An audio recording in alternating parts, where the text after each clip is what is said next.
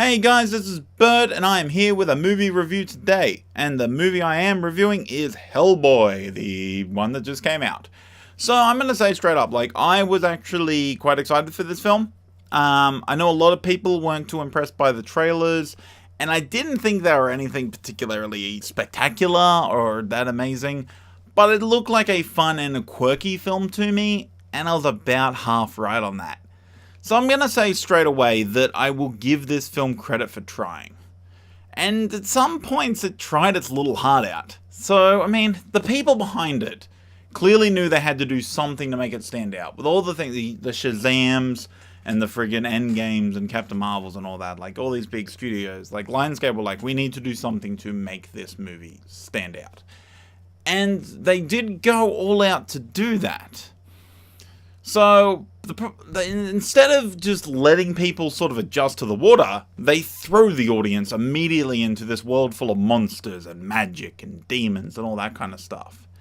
And there is a hell of a lot of world building going on here, including a lot actually done to establish a past for this particular Hellboy, and even various organizations around the globe and how they all sort of fit into it. But this is actually also one of the big faults in the film. So, I have no problem with a film that wants to do a lot of world building. In fact, I actually really like it when it's done well. So, the problem with Hellboy is that it doesn't really ever take its time to establish why we're even focusing on this particular piece of world building, or even why we should really care about it. It's it introduces one thing, it's here's this, and then it's alright, here's this thing, look at this, we're over here now. And it just jumps onto something new. And sometimes that can actually be good because it can make the film snappy and exciting and keeps moving. The problem is here it doesn't give you time to connect, and so everything just becomes noise. It's stuff flashing before your eyes, but no actual substance going on. And the film is plagued by something that I think... I just spat a little bit.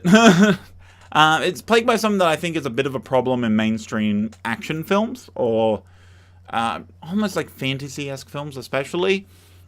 But it's that they don't know how much to trust their audience. So with a film, typically you need to understand how much you've got to lead your audience by the hand and how much to kind of let them go. And this film doesn't know how much to do, so it tends to keep a pretty firm grip for a lot of it. So, for instance, it starts on narrated exposition. Pretty common. I mean, we've seen it in some amazing films. Lord of the Rings does this. And this film very quickly throws in an F-bomb just so you remember that this is an R-rated film. It's edgy. It's like Deadpool. It's like Logan. It's that kind of a thing they're going for.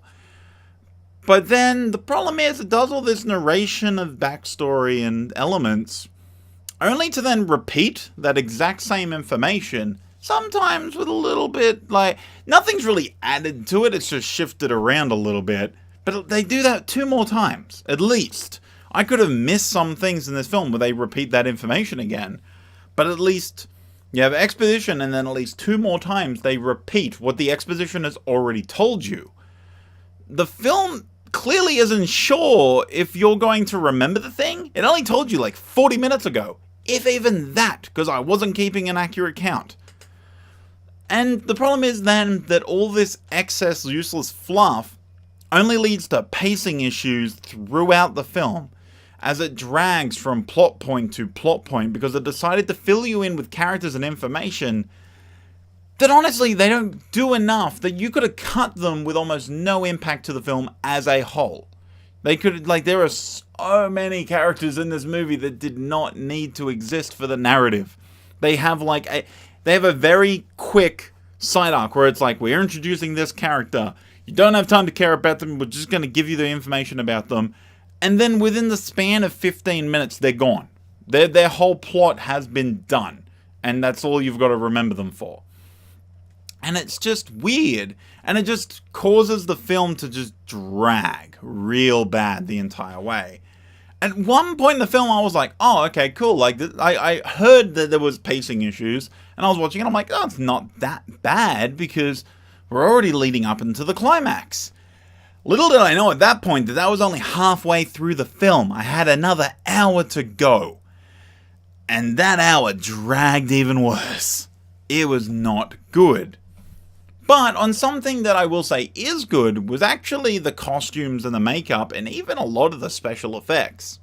They're actually pretty damn good considering this film had a considerably low budget for a film of this type. It was definitely like in the Deadpool sort of range where it's like it's a low budget superhero movie, essentially. Unfortunately, there are a lot of times where the world doesn't actually feel that real, but it doesn't stop everything looking pretty good. Like, everything looks pretty amazing. There's a lot of good costuming going on. Where, yeah, it looks fake. Like, the world look doesn't make sense or, like doesn't look right. But it still looks good, so it doesn't really matter. It's kind of like in a Sin City kind of way, I guess. I mean, Hellboy's makeup actually looks pretty damn good. And it works well throughout the film. I don't think I ever noticed any major issues with it. I know a lot of people thought when they first revealed it, they're like, oh, they're just taking the Perlman look. But I mean, yeah, because the Perlman look is just Hellboy from the comics. So that's what they did. They just redid that. And I mean, because they both look like Hellboy. So it makes sense. And I mean, David Harbour's portrayal of Hellboy is pretty decent. He seems like pretty good. I don't fault him for any of the issues, really, or at least I can't say that I could fault him. Because the biggest issue with Hellboy in this film is they couldn't decide what Hellboy they wanted. So they couldn't decide if they wanted a grumpy old man Hellboy from the comics or angsty teen Hellboy of the Del Toro films. And so he shifts back and forth throughout the film, particularly in relation to his proximity to Ian McShane's father figure, I can't remember the name of. And Ian McShane is, again, if you like Ian McShane, you will like him in this film. If you don't like Ian McShane, you're probably not going to like him in this film. He's playing kind of in a very safe kind of area. It's very Ian McShane-y. And I mean, and sort of in a similar vein to that, Milla Jovovich is Milla Jovovich. I think I pronounced her name wrong. God only knows. But she's kind of just like how you normally see her in a lot of stuff. But it kind of works because of how cheesy the film kind of allows itself to be overall. So she doesn't stand out because of that. She actually kind of fits in more. So that kind of works. My only issue with her villain is that she's never really made that big of a threat. Like, they talk about it a bit, but then the film spends more time talking about how dangerous Hellboy could be. That if Hellboy goes bad, he could destroy everything and be the worst thing ever. So it makes her villain lesser. She isn't as big a problem because it's actually Hellboy that might be the problem. So she just ends up being there to drive to the main plot points, essentially. And even then, she doesn't have that much action by herself. She doesn't have that much control over her own actions as a character. Which is kind of unfortunate, because then maybe she could have been a bigger threat. And ultimately, this film, to take sort of a phrase from a Netflix thing that everyone's sort of been obsessed with for a while, it didn't really evoke any joy in me, or any emotion really, other than exhaustion. Like, I sat through it, and I don't think there was really a single joke that landed for me. At most, I think there was a couple of moments that made me sort of smile a little bit, but it wasn't much. And it wasn't even like, that was really funny. Like, oh, that was kind of clever. It wasn't clever, it was just kind of clever. And it's always like, I don't know if it was just they were trying to force the humor to make it more lighthearted, which they probably could have done without. They probably could have made this, like, there's a lot of darkness in this film. They could have just leaned into the darkness and maybe made it work better. I feel like Del Toro, even though it still has issues with it, I think it balances that lightheartedness with the darkness a lot better. I will admit, I wasn't in the best mood when I went and saw this film. I was pretty tired after a pretty long, exhausting day. But I've been more tired and seen bad films and enjoyed them more than I enjoyed this. So I don't know whether me being tired completely explains it. It might have given me less patience for some of the pacing, but it shouldn't have made everything sort of fall flat for me. And I mean, in closing, I mean, I'm a guy who tends to suggest that people go see a film for themselves. I didn't like Suicide Squad, but when people asked me did I think it was good, I'm like, I didn't like it. I sort of lay out some of the basic reasons why I didn't like it, and then I go, but you might like it. Just go see it.